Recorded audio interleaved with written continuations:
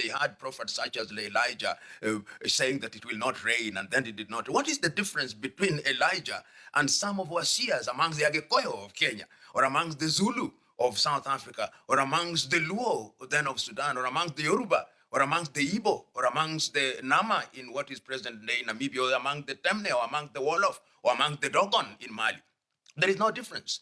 And those who want to destroy and confuse you, when they come and attack you, the first thing they do is to attack your God, attack your spirituality, because once there is a spiritual disconnect between you and your God, then you can be dominated, and then you lose everything.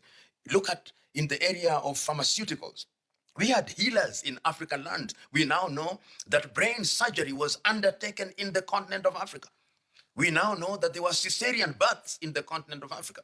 But when we were disrupted, we lost all that. And we now think that in order to be a doctor, you must be trained in the tradition of the Western world. But if you look at other civilizations which have borrowed and which have survived and which retained their mode of doing things, they continued with their way of doing. Go to China. You still talk about Chinese medicine because they did not lose. And that has not prevented them from embracing what is good from other civilizations. Go to India, Ayurveda, and you find that the Indians have continued with that particular tradition. But when you come to Africa, when we have our herbalists, because we are mentally confused, courtesy of miseducation and spiritual dominance, when we have people who are healers in our society, we condemn them as witch doctors.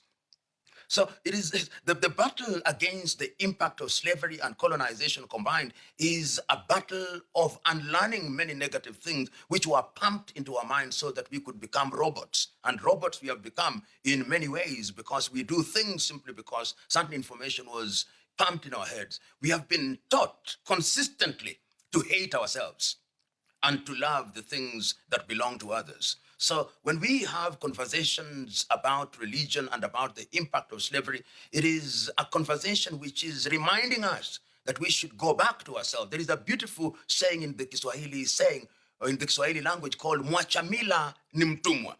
If you abandon your culture and tradition, you become a slave. And that is exactly what happened to us. We abandoned our culture and tradition and way of doing things. And even when we deny it, we are still slaves mentally.